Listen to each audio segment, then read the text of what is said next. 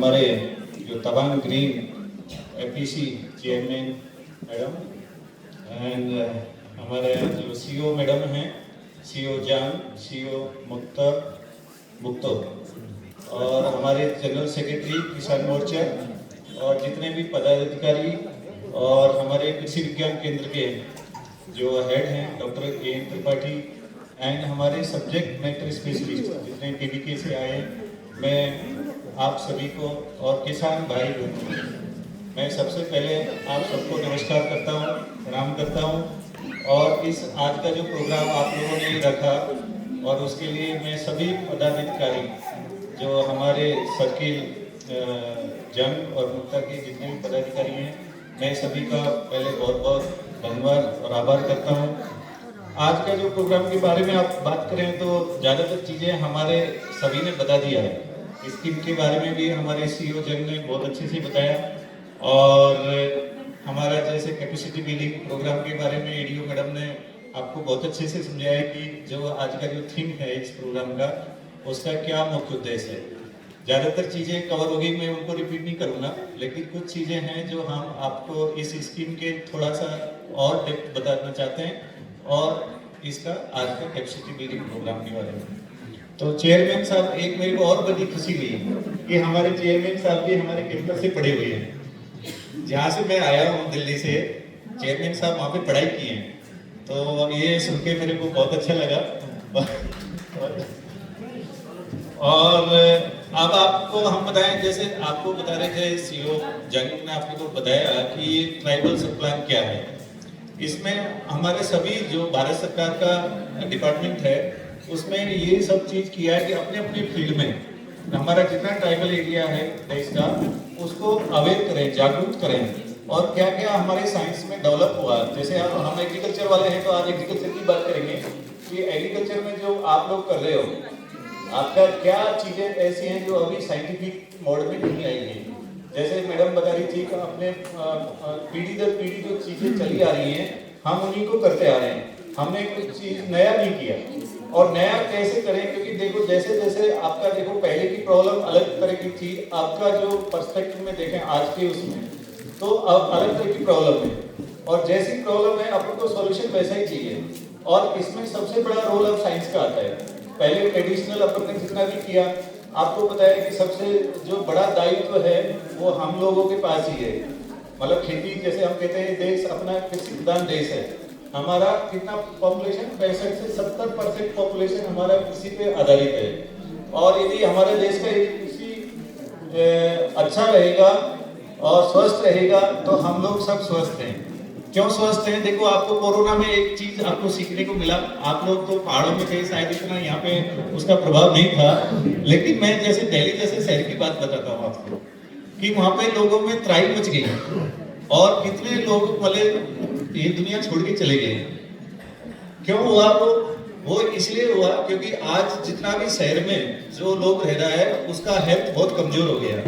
और वो उसका कमजोर होने के कारण क्या है, जैसे आजकल हम वन हेल्थ की बात करते हैं, मतलब वन हेल्थ का मतलब है पहले हम अलग अलग बात करते थे। आपने देखा होगा मेडिकल वाले आते थे तो आपके इंसान की हेल्थ की बात करते थे, हाँ? लेकिन एग्रीकल्चर वाले आते थे तो खेती की हेल्थ की बात करते थे, पशु वाले आते थे तो पशु की बात करते थे, फिर एनवायरमेंट साइंस क्लाइमेट चेंज की बात करते थे अलग अलग चीजें। लेकिन अभी देखो ये समय आ गया कि अलग अलग बात नहीं करनी है, हमें एक बात करनी है कि ये सब कुछ एक है। जैसे आप अपना सबसे पहले कहाँ से स्टार्ट होता है? अपने मिट्टी से। मिट्टी को अपन ने माँ कहा है, कहते हैं अपने दो माँ होती है, एक जिससे हम बर्थ पैदा होते हैं, दूसरा जो अपना पालन करती है, पोषण करती है। तो सबसे ज्यादा पालन पोषण कौन करती है? ये पृथ्वी, ये धरती करती है, क्योंकि पूरा लाइफ अपना जितना भी एग्जिस्टिंग है ये सब इस पे आधारित है। अब सोचो अपन देखो, आप अपना जीवन में सबसे पहले ये कहते हैं कि माँ स्वस्थ होगी तो बच्चे भी स्वस्थ होंगे। यदि माँ कमजोर है, माँ में बीमारी है, तो आने वाली संतान भी बीमार रहेगी। तो सबसे पहला मंत्र यही सीखो कि हमारी जो पृथ्वी है, जो बीमारी है उसको पकड़ो। आप कैसे पकड़ोगे बीमारी को? आप लोग तो डॉक्टर के पास जाते हो, डॉक्टर को पूरी बात बताते हो अपने बारे में कि हमें क्या क्या प्रॉब्लम हुई, क्या क्या तकलीफ हुई, लेकिन हमारी मिट्टी है वो बोलती नहीं है। मिट्टी बोलती है क्या? नहीं।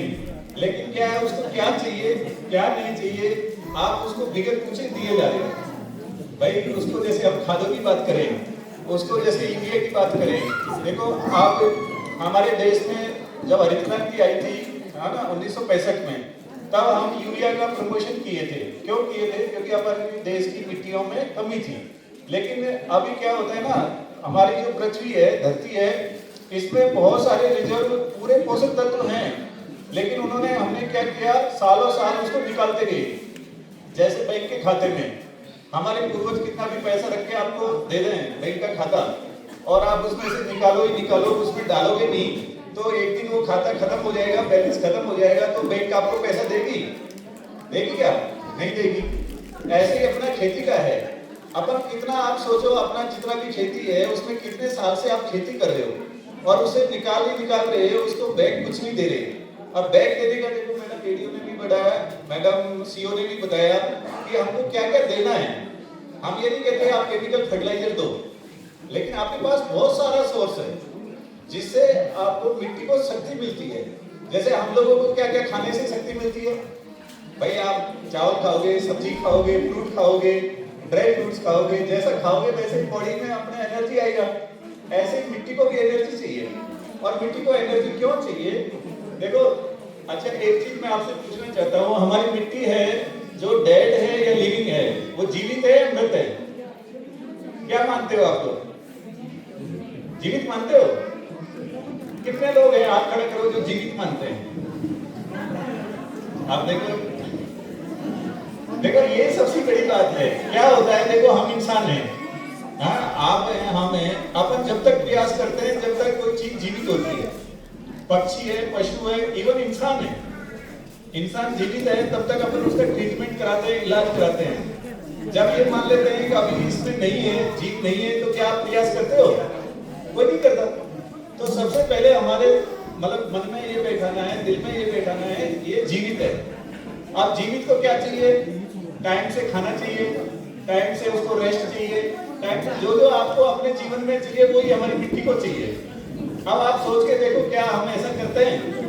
नहीं करते। मिट्टी में जो भी अपना वेस्ट है, केमिकल है या फिर घर का कूड़ा करकट है, अपन उसी में डंप कर देते हैं, बिगड़ जाते हैं, समझो आगे इसको नुकसान करेगा, हानि करेगा। मैडम बता रही थी बायो फर्टिलाइजर के बारे में। बायो फर्टिलाइजर क्या है? जीव है। आप एक चम्मच मिट्टी लोगे ना, एक चम्मच मिट्टी, तो उसमें 10 लाख से भी ज्यादा जीव हैं, और वो जीव मतलब हमारे मित्र हैं। हम खेती करते हैं, हमारे मित्र हैं। यदि उनको हम टाइम से एनर्जी देंगे, खाना पीना देंगे, तो वो हमारे लिए काम करेंगे। अब उनके लिए खाना क्या है? आपका जो ऑर्गेनिक चीजें आप डालते हो, चाहे मेन्योर डालो, ग्रीन मेन्योरिंग डालो, कंपोस्ट डालो, बायो फर्टिलाइजर डालो, जितने भी हमारे अभी तक एक्सपर्ट ने जो चीजें बताई, वो सबूत का खाना है। अब देखो, हम लोग तवांग आए, 5 दिन हो गए, अब तवांग में हमें अच्छा खाना नहीं मिलेगा, अच्छा रहना नहीं मिलेगा, तो अगली बार हम तवांग आएंगे? नहीं आएंगे। तो ऐसे जीवों का है खेत में, वो खेती में आपके लिए जब तक काम करेंगे, जब तक उनको अच्छा रहना, खाना आप दोगे, और जिस दिन आपने वो बंद कर दिया, वो आपके लिए काम नहीं करेंगे। और इसलिए पता है, आज जितनी समस्या आ रही है, चाहे हमारी खेती में आ रही है, हमारे एनवायरमेंट में आ रही है, अपने हेल्थ में आ रही है। एक चीज आपको मैं बताऊं, देखो कैसे आ रही है अपने हेल्थ में। कोरोना में हमें डॉक्टर ने क्या बोला गया था, भाई आपको जीव बचाना है, आपका जीवन बचाना है, तो क्या करना है कि आपकी इम्यूनिटी बढ़ाना है, हाँ, स्ट्रॉन्ग करना है। तो कैसे होगा स्ट्रॉन्ग? शहरों में क्या किया डॉक्टरों ने, हर आदमी को जिंक की टेबलेट खिलाई। जिंक की टेबलेट, जो जिंक अपन पोषक तत्व देते हैं ना पौधों को, मैडम बता रही थी आपको सभी पोषक तत्वों के बारे में, इसलिए मैं वो रिपीट नहीं करता। लेकिन जिंक की टेबलेट खाने से हमारी बॉडी में शक्ति आती है, मतलब जितना जो वो वायरस था, वो वायरस से लड़ने की क्षमता हमको देता है। तो ऐसे ही हमारी मिट्टी में आप जितना बायो फर्टिलाइजर डालोगे, मेन्योर डालोगे, उतनी उसमें शक्ति। आपने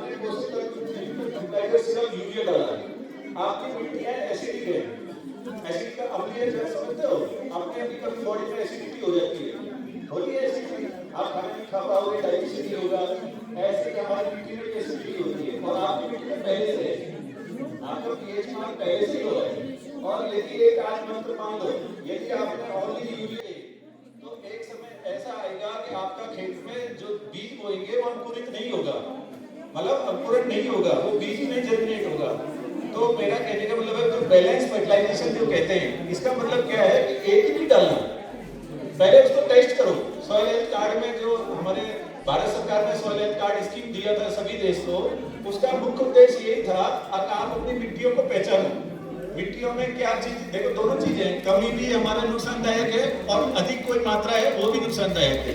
और जो हमारा कमी है उसको पूर्ति करना है। अब पूर्ति आप किससे करो, कोई जरूरी नहीं है फर्टिलाइजर से ही करो, आपके पास बहुत सारा रिसोर्स है। मैं देख रहा था कल हम लुंगला में थे, तो वहां पे किसान भाइयों का एक बड़ा जो एमएलए मैडम बता रही थी कि आप लोग रेसिड्यू वगैरह को जला देते हो, ये जलाना नहीं है, ये बहुत कीमती चीज है हमारी खेती के लिए। आजकल उसको आप एक जगह इकट्ठा करो, एक गड्ढा बनाओ, उसमें डाल के उसका कंपोस्ट बनाओ।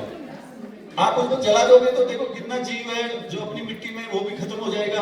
एनवायरमेंट में हमारा जो carbon dioxide, carbon monoxide, sulphur oxide, दुनिया भर की गैस जाएगी, वो उससे क्लाइमेट चेंज हो रहा है। आप देख रहे हो जैसे बरसात का पैटर्न बदल रहा है, हमारा खेती का टेम्परेचर का बदल रहा है।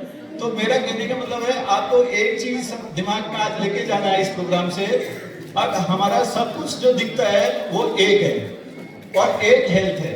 ऐसा मत मानो ये खेती ऐसा है, इंसान ऐसा है, पशु ऐसा है। यदि आपने एक चीज मान लिया कि ये वन हेल्थ है तो हम सबको मेंटेन कर पाएंगे।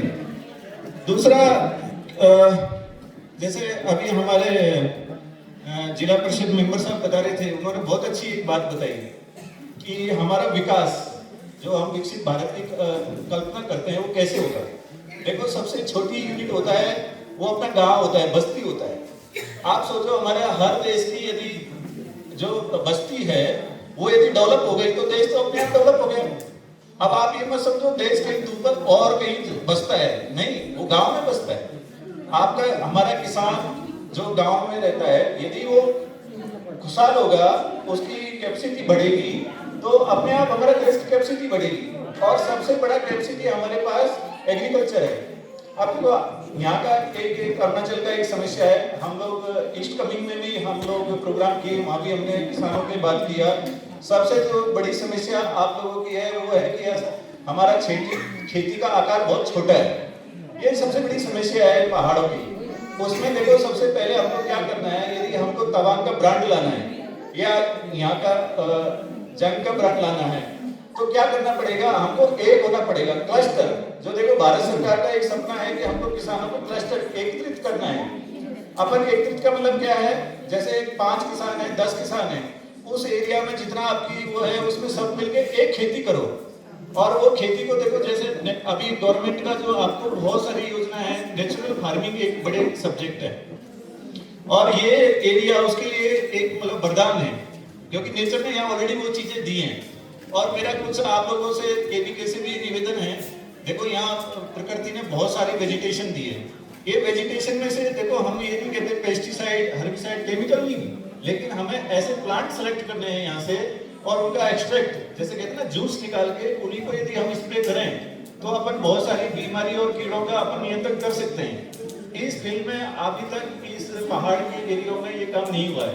प्लेन में क्या हुआ है, लोगों ने नीम को पकड़ा, मेरे को शायद पता नहीं यहाँ पे नीम होता है या नहीं, लेकिन नीम का जैसे पत्ती है या उसका जो बीज आता है उसमें से तेल निकाल के यदि उसका स्प्रे कर दें, आप जैसे बीज वगैरह का घर में स्टोर करते हो और उसमें नीम की पत्ती डाल दो तो आपका कोई कीड़ा नहीं लगता है। और ऐसे जब खेती आप करते हो, सब्जी उगाते हो, यदि उसमें नीम ऑयल का स्प्रे कर दिया। और दूसरा है काउ यूरिन, जो हमारी नेचुरल फार्मिंग ये सब सिखाती है, केवीके वाले ट्रेनिंग देते हैं, जिनको इंटरेस्ट है इसमें करें। तो हम 2 लोगों का चीज से हमें कोई केमिकल की जरूरत नहीं है, अपन बहुत सारा कंट्रोल कर सकते हैं।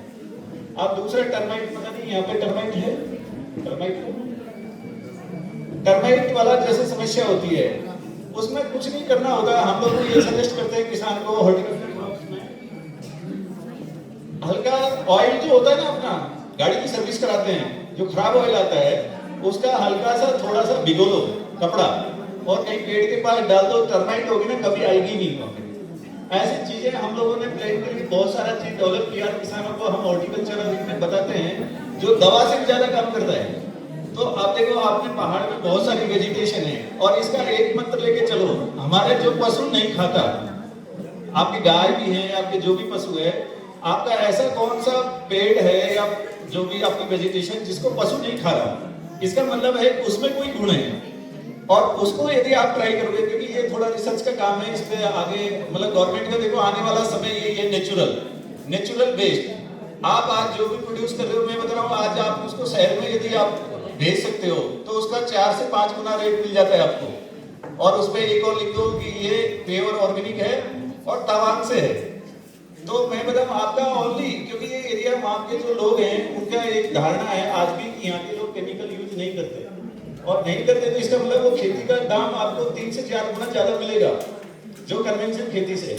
लेकिन वो जब भी पॉसिबल है, जब जैसे मैडम काम कर रही है ग्रुप बना के, आप लोग सब ग्रुप बना के छोटा छोटा काम करो और ब्रांडिंग करके इसको आगे भेजो।